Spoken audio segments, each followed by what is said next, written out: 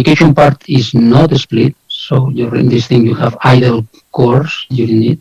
What happens if you go to 4 threads? Again, you split this again into 4 threads, and you still do not overlap the computations with the communications. Okay, this is the traditional approach, the traditional way of doing MPI plus OpenMP. And this is something that if you keep increasing the number of threads, this part will keep shrinking, this part not, so this part will end up becoming your problem. So these were the MPI calls. You can apply the model factors, that the models that we in the efficiency model, you can apply the same. Actually, we have a model which gives you, a global efficiency kind of description with the same kind of concepts, and we kind of try to blame the two parts of it. So what should you blame to MPI, what should you blame to OpenMP? I mean, essentially, is if you have a problem with your application, you have to decide whether you have to hire an expert in MPI or you have to hire an expert in OpenMP, right? And having a little bit of insight of who is responsible for that is an important information. So let me do one thing, which is that was the traditional basic thing. Let me stop here for 5 minutes now again also, and then I will keep showing a little bit how this the implications and effects of taskifying the communication in the next period, and I will also look at malleability, and then I will try to finish that in half an hour more after this, or a little bit more after this 5 minutes break, and then we will do the kind of we'll put you some questions for you to answer. But let's stop now for 5 minutes before starting this taskifying the communications. Okay. If there is any question on the chat, somebody interested in doing questions, I can be looking at that.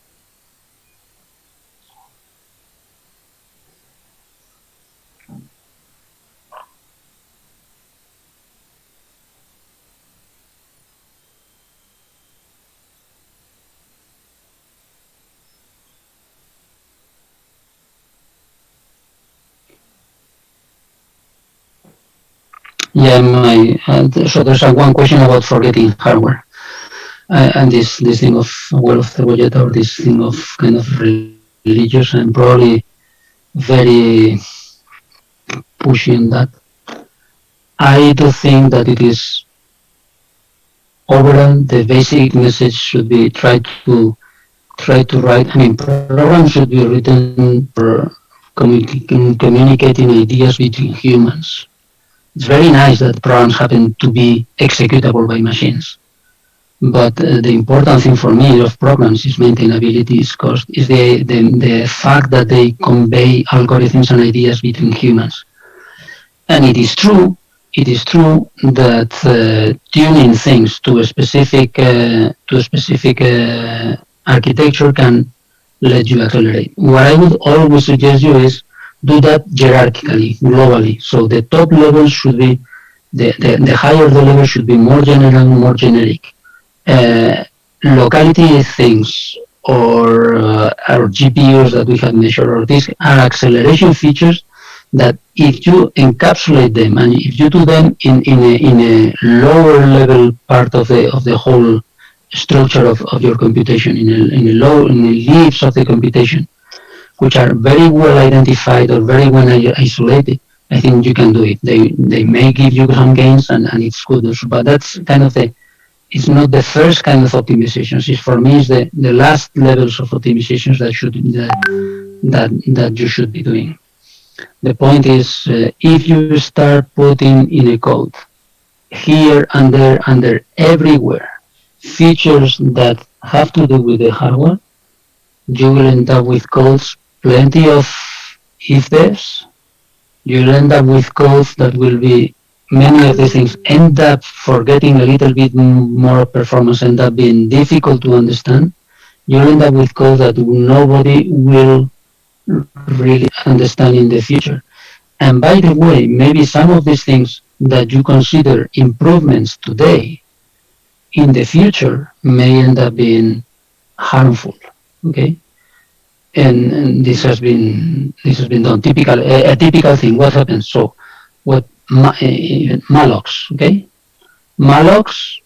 Oh, take some time. So instead of using a malloc, what do?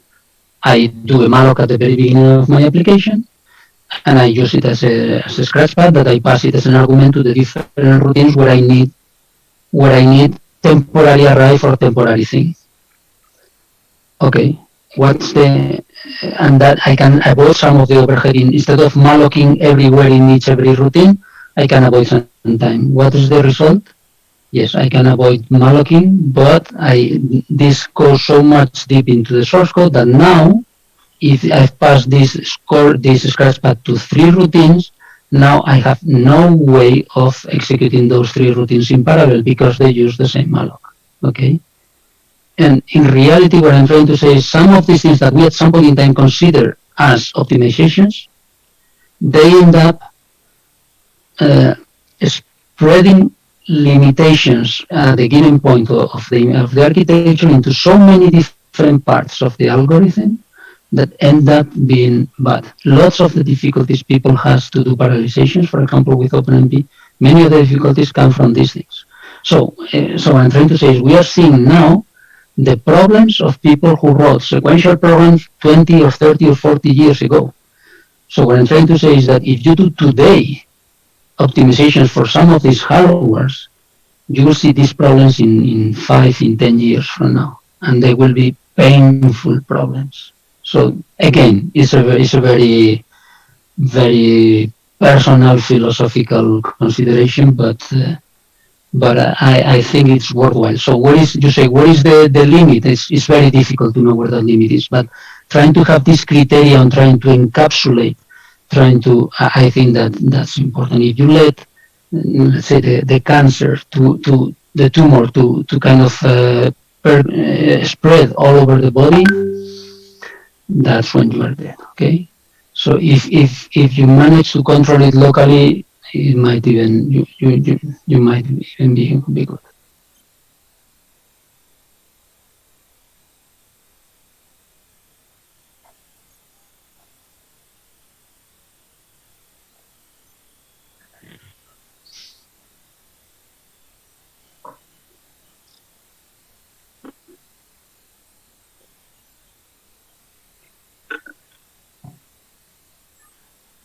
Yeah, this thing for humans, for example, for the mallocs. Okay, for the mallocs.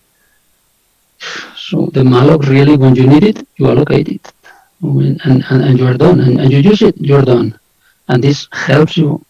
I mean, you could move the malloc into the device, into the accelerator. You could move the other way approach. You have to move the data from the host to the device. Some of these kind of things can become kind of crazy, can kind of require a lot of effort from the humans, which is the saying in Spanish is bread for today, hunger for tomorrow. So yeah, you may gain a little bit now, but probably if you think a little bit more about that and you think this top level approach that I was proposing before, probably you can get the same or even more, and and you will not suffer tomorrow.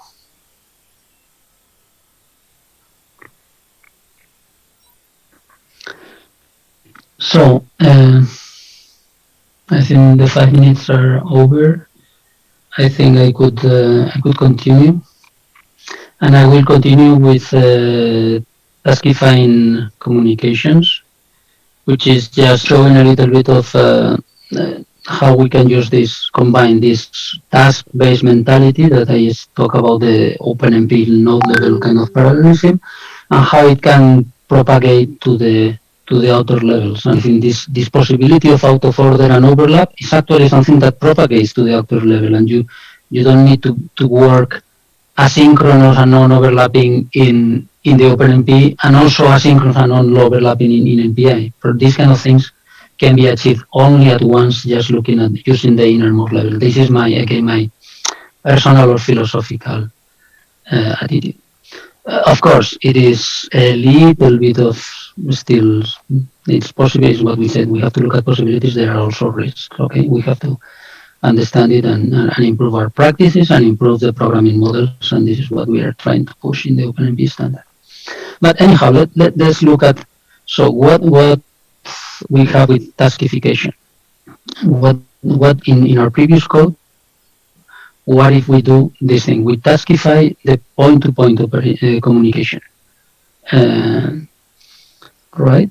I create a task, so this is going to instantiate the task. This is going to, then we have to compute, and I have to wait for the two things to finish. Actually, this one will finish because this is in line, and I have to wait for this thing to finish, and then I do my barrier. This is actually I run it with 96 processes with only one thread. So running this same thing with only one thread, which ends up doing is it executes the task first, and this is the view. There's a view which shows with the tasks.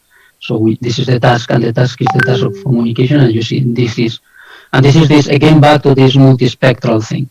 So we have a view which shows which are the tasks that we are executing. This is a view which shows how long are the computations inside those tasks, the useful computation, not MPIs, not runtime.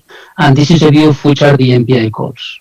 Okay, you have seen whites are receives, and so these are the views of the MPI calls. So, and this is what we have: the MPI task, which is this thing, internally has MPI calls. Of course, between them a little bit of computation. You have to either pack data or these kind of things.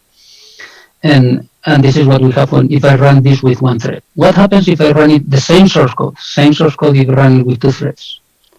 I spawn a task, but I have a worker thread, additional threads that keep looking for available tasks to execute. When I spawn the task, there is another thread, which is this second thread. Now in every process you have two threads. First thread and second, first thread and second, first thread and second. I have three processes. So what do you see? You see is the second thread which gets the task and starts executing the task. You see that the task does MPI communications. By the way, you see this is another MPI call which is not executed is executed outside of the task. This is an MPI barrier. This is this barrier which is outside of the task. Okay, you see the barrier is executed by the main thread. But you see that the task is executed on the worker while the main program continues. The main program continues doing the computation. So what we have achieved?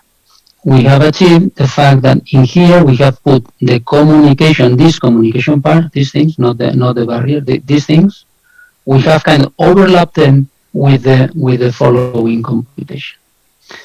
Okay, so this we have got rid of this time. What happens? The next thing that we did is, but in this case, what happens is essentially the computation is longer than the communication, so still I have one thread idling for some important fraction of time. How could I fill this time by doing useful computation? What would I need? I will need to parallelize this computation, so this compute, make it parallel. So I can taskify the loop, I can parallelize it and create different tasks. And this is what I'm doing here. You see the views. You can have some time. So this is the point-to-point communicate, and this is the task. I also taskify, create tasks, and not on the task loop, create several tasks. I create several tasks for this computation part, and you see that I start executing some of them. And when this task of communication finishes, the second thread goes and grabs work to help the computation part. When they both finish, then they do the collective barrier MPI. Is that okay? So this is the possibility of you can taskify the MPI calls or sequences of MPI calls as we do here. You can taskify the computation, and everything can execute in parallel depending on these task weights and the dependencies, if you use dependencies, that we have seen before. So this OpenMP layer is actually going to allow you to do a very heavy out-of-order execution of all the computations at the MPI level. And there's no need to do, so this, you see, these are blocking sends and receives. There's no need of using I send, I receive, or anything. It's just you keep using these sends and receives, and they happen to be executed in parallel with the computation, and it happens to this computation, if the computation takes more time, it will go, and the threads will go unheld.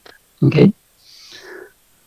Just this is a view of what happens if I move the barrier out of here. So here I still have the barrier and it's still paying too much. If I move the barrier, you see an important gain if you go from 96 by 1 to 96 by 2. Still again with this wavy type of propagations, there are noise here, there are perturbations, there are some perturbations here that delay some of these guys. So this is the same as below, as before. Okay, so sorry, the animation should be here. So the message is you can, when you have an MPI program, you can parallelize it with, you can actually taskify the MPI calls itself, put inside task the MPI calls, and this MPI will be reordered. So this will be if you taskify them. And this taskification gives you opportunity for not only for overlap between communication and computation, but also between computation and computation, and between communication and communication also. You can execute one task which has some communications, another which has some, and they can be executed totally out of order. So the potential is the universe explodes here in terms of possibilities. It's up to you to think algorithmically which of those things you think are, of course, are possible, and which of those things for some reason are going to give you some gain. Okay. Is that free? Well, it's not totally free. Well, you need a thread safe. If you end up having multiple tasks that execute MPI calls, it will end up having multiple threads calling MPI at the same time. And MPI has this mode that sometimes it only supports one thread calling MPI. You have to play a little bit with that. There's another more fundamental thing, I believe, which is, in reality, we call it MPI, as a message. MPI is very serial. MPI has some things in it like matching semantics in MPI communications, which are extremely serial, forces you to do sends and receives in given orders. And this has been deeply used in the mindset, in the mentality of MPI programmers for a long time. So it would have been much better to have a little bit more relaxed or more directed matching semantics. It can be used. It's just a matter of using more tags, for example. But the thing is, people does not use them because in the pure AI they were really not that needed. So this is a more fundamental issue. There's another thing is if you put the taskify the MPI call, and this is an MPI receive, what if this data does not come? So for some reason this data takes a lot of time to come. This task will take a lot of time to finish. So what I'm saying is MPI taskifying MPI calls and the blocking the waiting calls may waste cores. It was an issue when we had 4 cores per node. It's not that much of an issue now, but it's a potential issue. And there is one other thing: if you do it in a very flexible way, and this is a potentially an important issue, is if you do it totally out of order, totally parallelizing a whole, taskifying a big number of MPI calls, you may end up causing deadlock. You may end up devoting cores to execute tasks that have blocking calls inside them, and you are not sending data outside. So this is potentially causing deadlock. What is the? This is about the semantics of MPI, the two serialized semantics of MPI.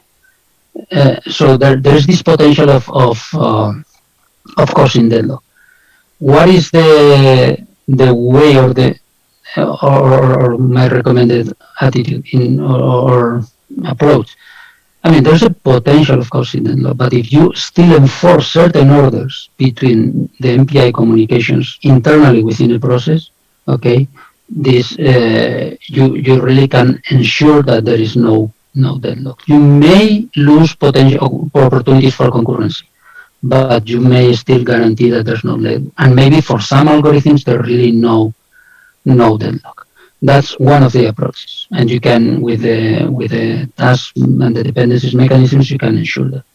The other approach is, and this is another thing we have it. I think we have a library which actually the problem is that if you have a task that calls MPI and that task blocks because of the message not being arrived, you are using one core for something that is not coming, and is not coming may not be coming because you are not actually sending something else. What is the result? Is this the approach? Is this Tampi library which says, okay, if one task goes MPI call, so it's a coordination between the OpenMP and the MPI runtime. If a task calls an MPI call and this MPI call does not finish soon because it's waiting for data, let's take that task out of the core, kind of preempt it, context switch it, schedule other tasks, execute other things, and when the data arrives, reschedule this one task. So this is the approach of the Tampi library, and I think I'm not going to spend a lot of time on it, but the fundamental idea is that you for one task you can kind of preempt it, take it, which if it's going to be blocked in MPI, instead of blocking it in MPI, you depart into another list of waiting tasks when you can schedule new tasks that will actually make the whole thing progress. And when the data arrives, this one can recover control. You have information about this here on this webpage. There are issues about how to implement the compatibility between MPI and OpenMP. And in the OMS approach that we were developing, it's a little bit more elegant thing. Because this mode is more elegant. The phase here is because it's only supported in OMS and not in OpenMP. OMS is our research instrument, but the important thing for society, for users, is OpenMP. Okay.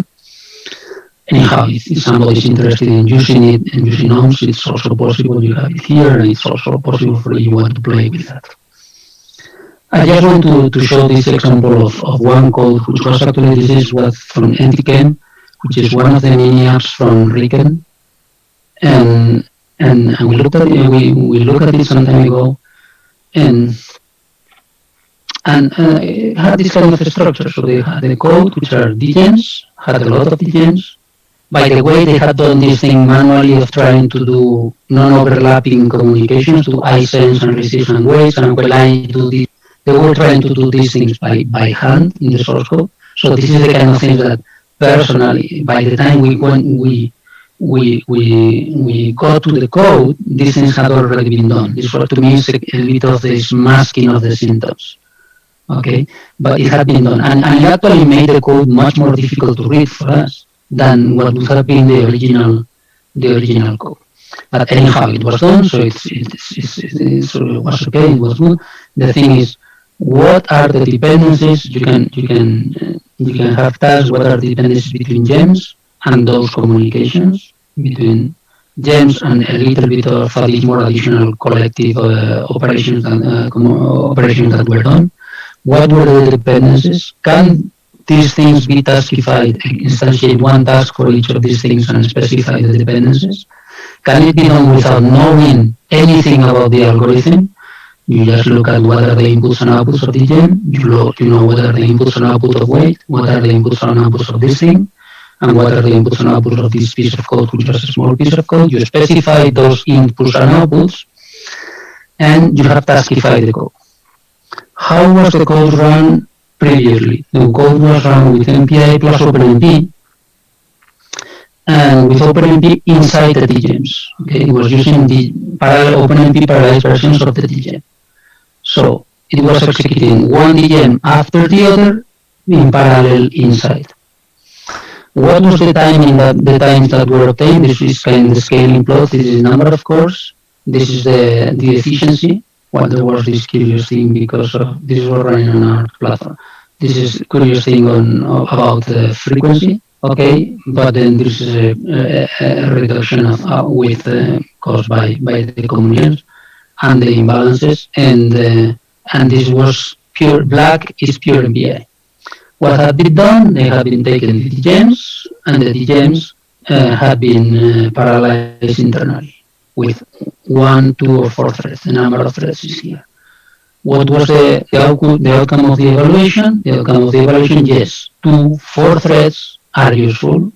More than 4 threads, and for example, this case was 16 threads per DGEM, are not useful, right?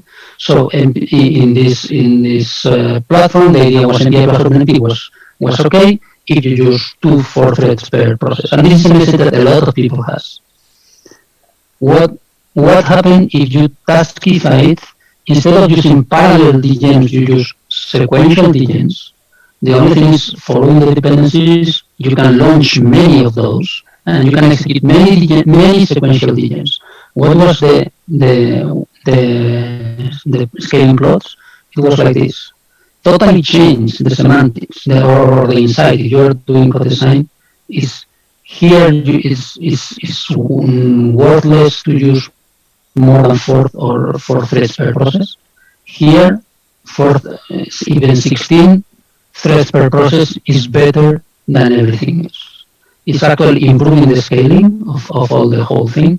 It's better than everything. Sometimes, in some cases, it's not really that big difference between 16 and 8. It's not a big difference, only at the very large scales. Okay, but it's kind of improving significantly the performance, and just by doing a coarser granularity parallelism, many DGEMs in parallel, and doing many of those in parallel.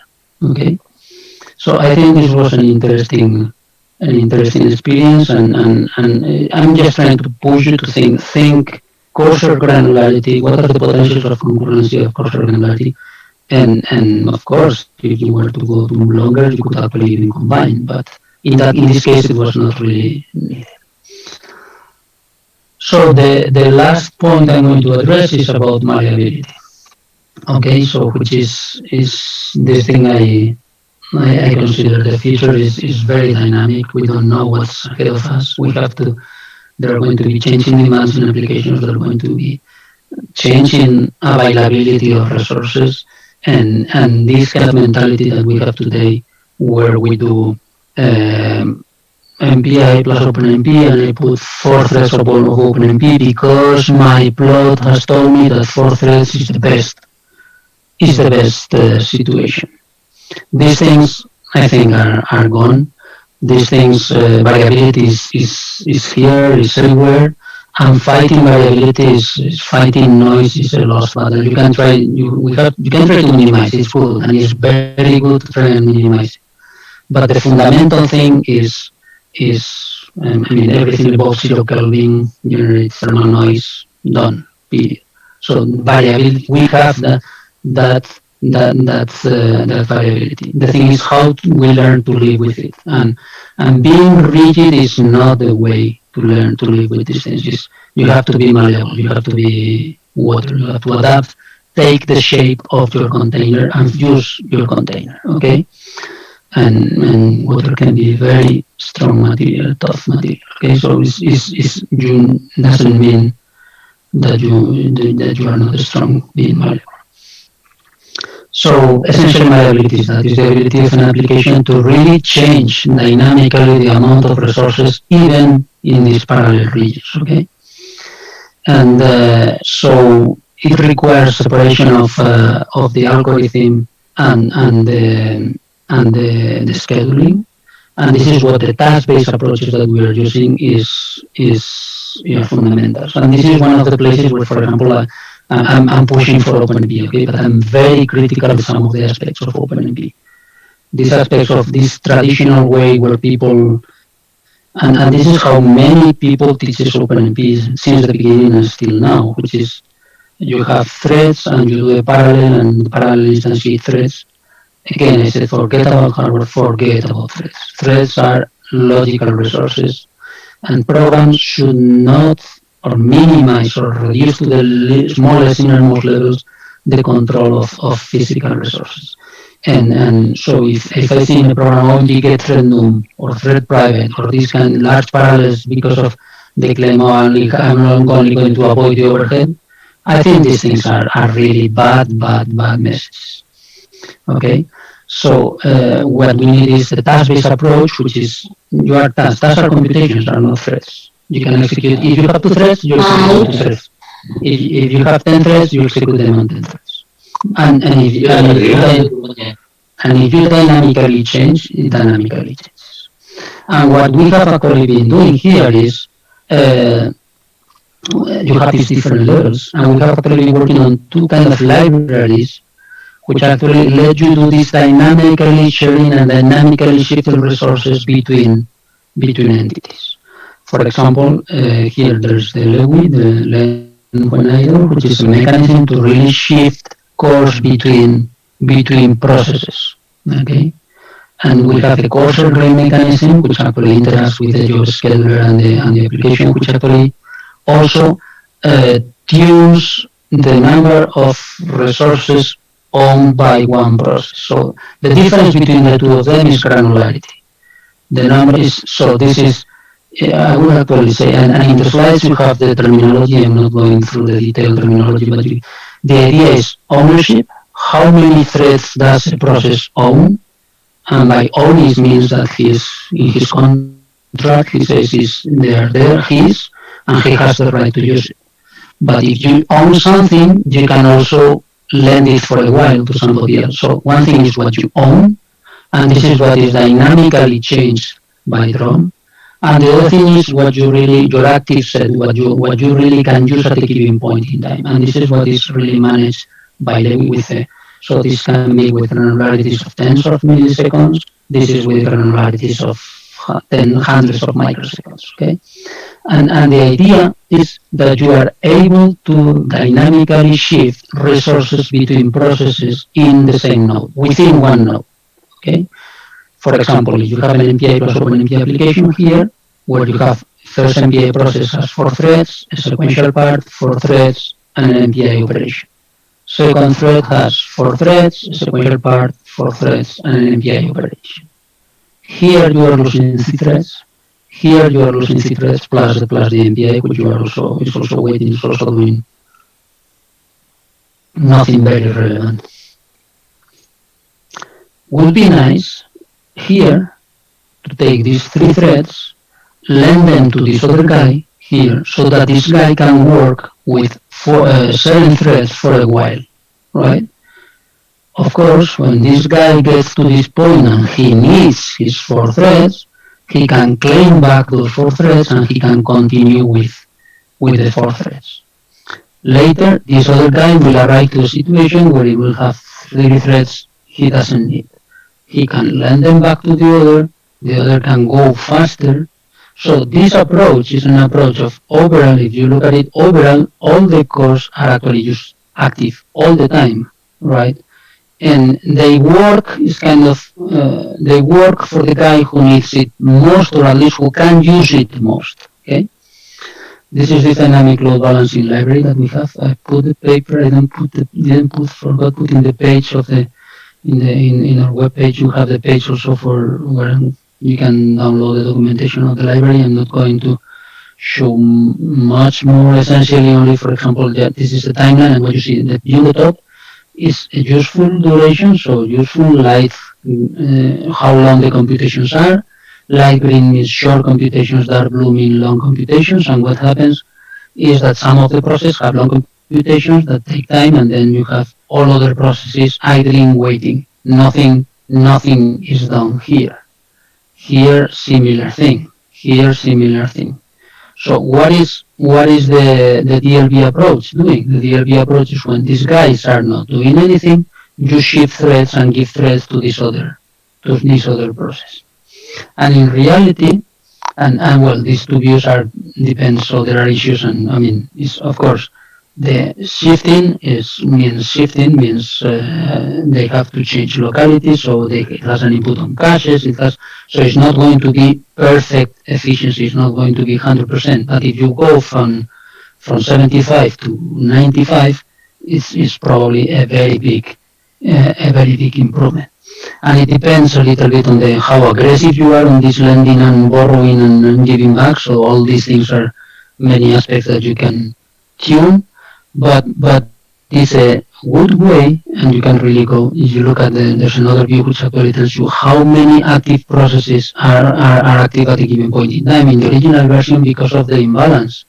In the first one, because of the imbalance, there are long periods where many threads are not Here, all of them are active, but here, not very few of them are active. The first approach was able to improve that. The second approach was able to improve that much more. And the idea is to be able to pack and condense and make all threads to work. And probably the important message I have here is that this is a good solution if you have an existing MPI application, so with N processes. You want to introduce OpenMP to address load balancing, but if you run with NMPI processes with 2, 4, 8 threads OpenMP, you will actually need to parallelize the whole code with OpenMP in order to get the benefit. So what this is actually doing is proposing something different. If you have regions where the MPI level is well parallelized, leave them as such. Stay with pure MPI. If you have regions where there is imbalance at the MPI level, parallelize that region with OpenMP.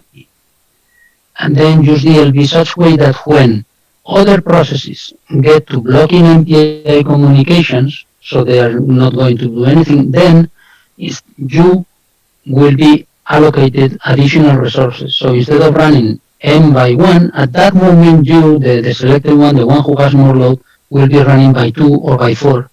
And the effect will be reducing drastically the wait time that in our efficiency metrics might sometimes be reported as load imbalances for many of the applications, for example, for this one. So more examples how to see how dynamically the number of processes that one of threads and one process can be using. Okay.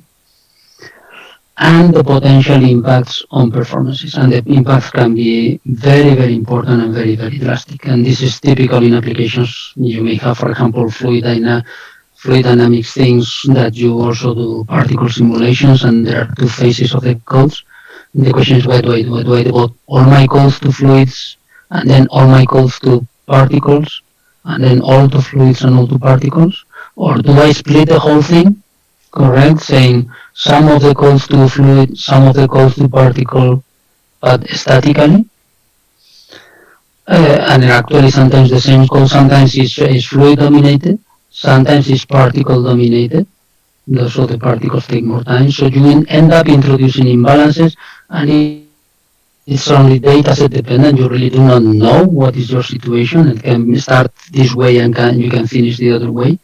So this is the proposal is one should have this kind of, by the way, particles tend to be very often very imbalanced, for example.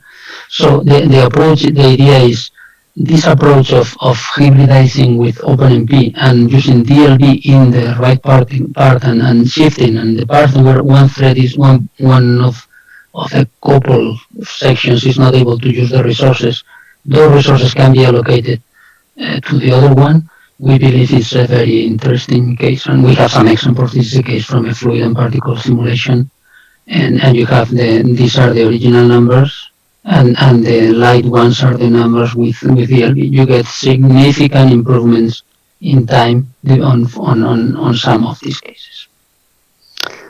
And finally, the operating system noise, impact on operating system noise. So this DLB type of thing is a way.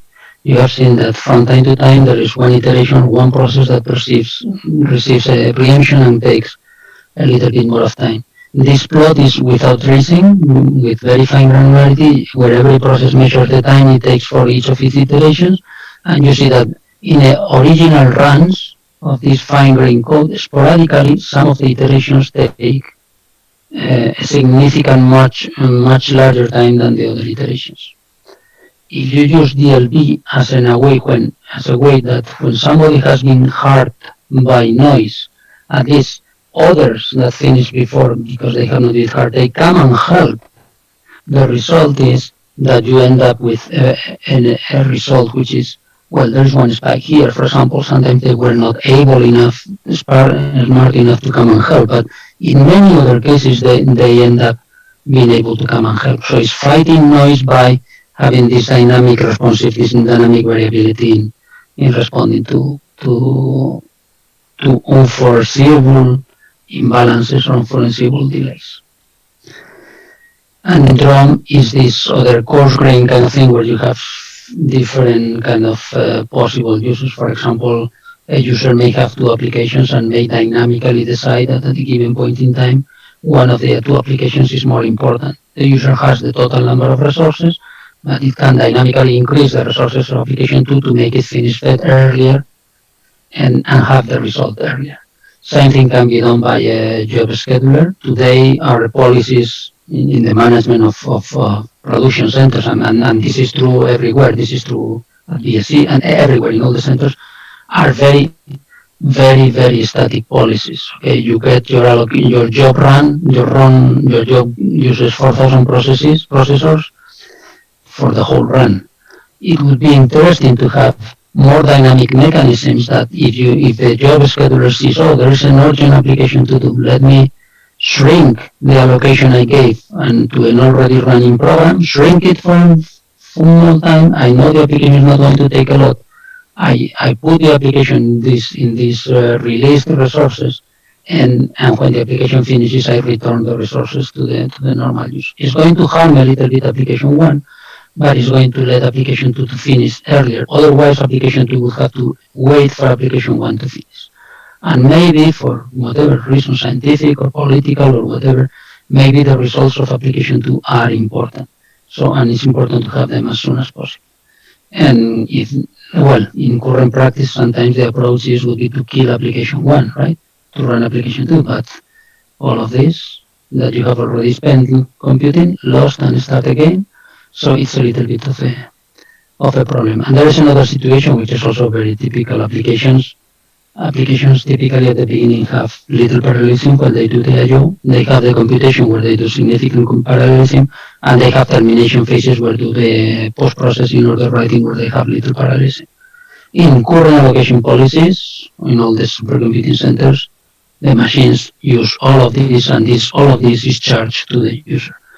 It would be easy impossible for the user to say, okay, I am not going to use this resource, you take them, don't charge them to me, use them for somebody else. So that's about the content that I wanted to show you. What I think is this change of latency to throughput as a mindset is a very important, is a very deep underpinning, and this kind of thing that you say, okay, I agree with it. This is nice. This is fine. I agree with it. You go out of the room. You look at another problem, and you see the comment again goes, or the proposals go still on the latency edge. What I'm trying to say is latency mindsets are still very deep in the mentality of us, of a lot of people, and it's changing those things is something that is probably going to take a little bit. But I do think that is a change that we need to undergo, and a change where many of the things that I've mentioned, forget about the machines, think of possibilities rather than how-tos. All of these things, think of behavior rather than syntax. If you see, we've been talking about much more about behavior than about syntax. It's important. It's like overheads are also important. But I do believe that there are some things which should prevail, are more important from my point of view if we are going to go to large scales. So I pushed for this task-based model where I do think it has the potential to help or address in this approach to large scale. That's not necessarily, even if some of the features are proper features, as I believe, doesn't mean that proper features guarantee proper programs. Okay, it's something that is again is the mentality, is the mindset that we have to work and to elaborate and to gain experience and to adapt. And this statement that I said, forgetting about hardware, focus on the logic, top down, throughput oriented. This thing of the task that you actually what we said, the main program keeps looking into the future. It's so nice to see the future, right? And this is what the main program does in the task-based system. The main program keeps going and keeps seeing what he will have to execute. Things may not be able to execute now because their inputs are not yet ready, but they will be needed. And seeing the future is a nice thing. So I would just, if you are going to scale your applications, I would just like to suggest you to give throughput a try, okay, which is for exascale, but is before exascale. Is just even for our current machines is an important way of achieving or improving the efficiency how we use them. So with this, I have finished the slides. I had my presentation. I don't know if there is any question that we can address in very short time. And then the other thing is there's a quiz of I have prepared a few questions or many questions, 20 questions. Uh, I don't pretend that everybody answers all of them. I don't. It's just an experiment to see how far, how possible was. I don't claim they are trivial. Some of them are. Some of them are not. So this is something that, from my point of view, if it's okay with you or from the organizers, I would actually be willing or ready to give the time, something like the 20, 25 minutes that we have for people to answer them. There's no need to answer all of them. It's just to see a little bit how much the message permeated and how far in such a short time we were able to convey some of this ability to read, for example, read timelines and interpret them. Okay. Should I have a couple of questions in the chat. Should I address them? Yes, Roberta. Sorry? Yes, yes.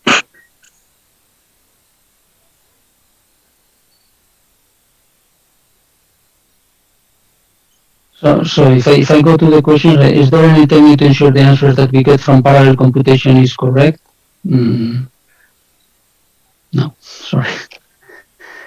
Is not even from the actual parallel computation, which is an algorithmic thing. Is even from the performance analysis. What I try to say is I like to see the performance analyst as an speculator, as an informed speculator that looks at data and tries to suggest things.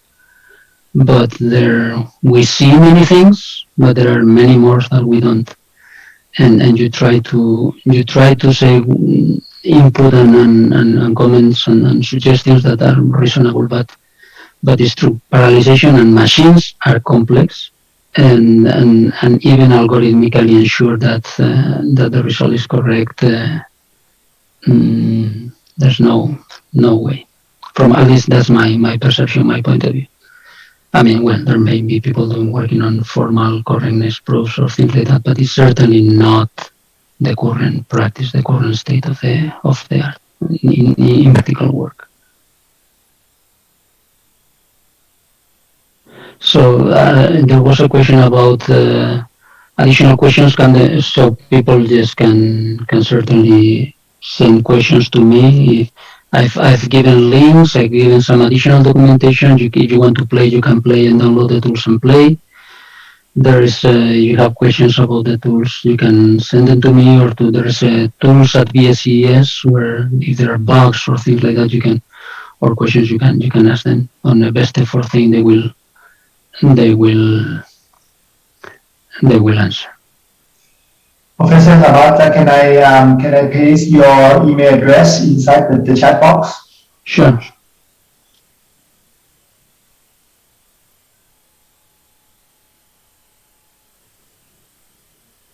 So there's a comment about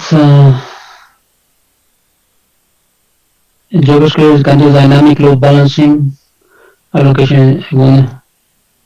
So a lot of people, I do believe a lot of people try to work at load balancing at application level. The job schedulers is really, the problem is when you launch a job, you give it a number of resources and you give up control on those. Or I mean you can always kill, but really the usefulness, they don't get that much of understanding of the behavior. A little bit what we have proposed is that actually this DLB is actually trying to get much more of that understanding, and trying and DLB and Drone can interact with the job scheduler.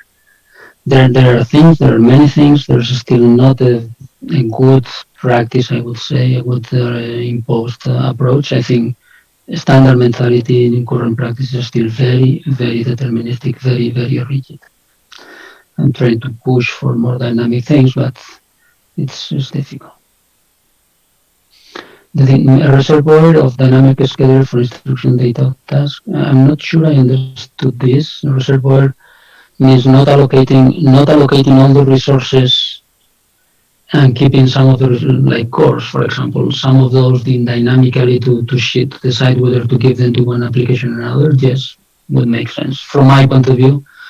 If you have 48 cores in a node and you put two applications there, you can give 24 cores to each. But you could say, well, let me use 22 to each, and let me take four of them that I use as my dynamic ability to. Would make sense. Yeah, would be nice.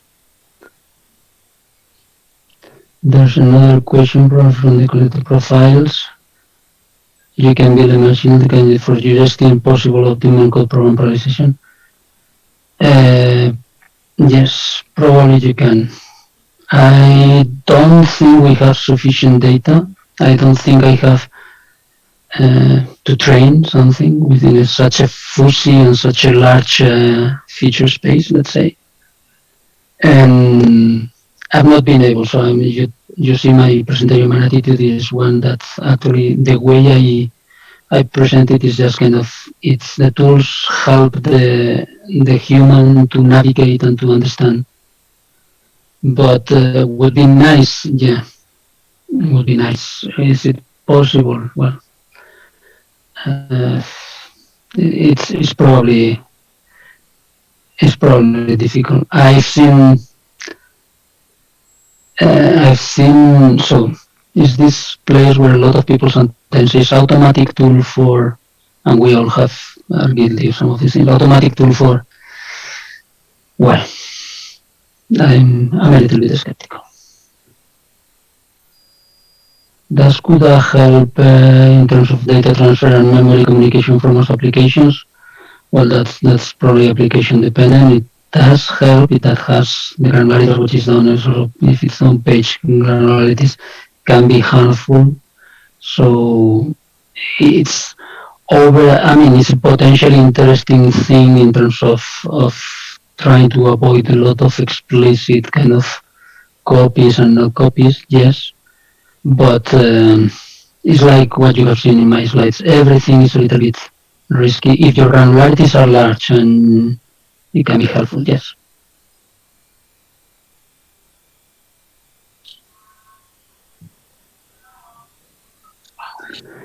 Okay. I don't know if there are more questions. If not, I think I would leave time for people to answer, to address the questions in the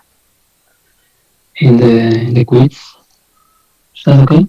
Yes, okay. So ready for the quiz? It's going to be 15 minutes. Thank you, Professor Labarta. Okay. So you don't need me anymore. It's okay. After the Should I? quiz, Should I? after the quiz, we can have your closing remarks to close the session, your session. Okay. Okay. Okay. So the quiz will be 15 minutes. We're going to start now. The link is in the chat box. Thank you.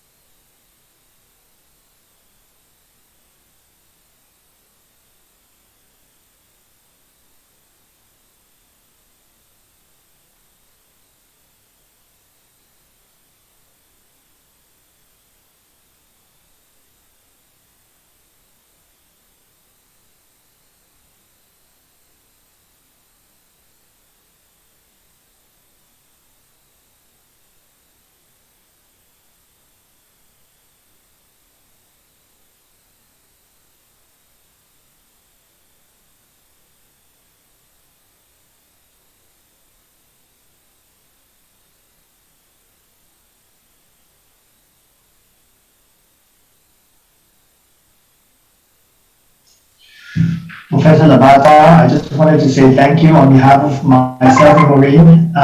Your session, there were people in the webinar were saying that that was the best so far. So thank you, sir.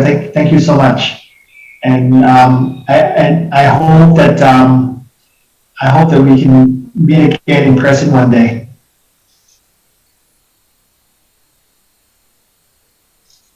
You're on mute, sir.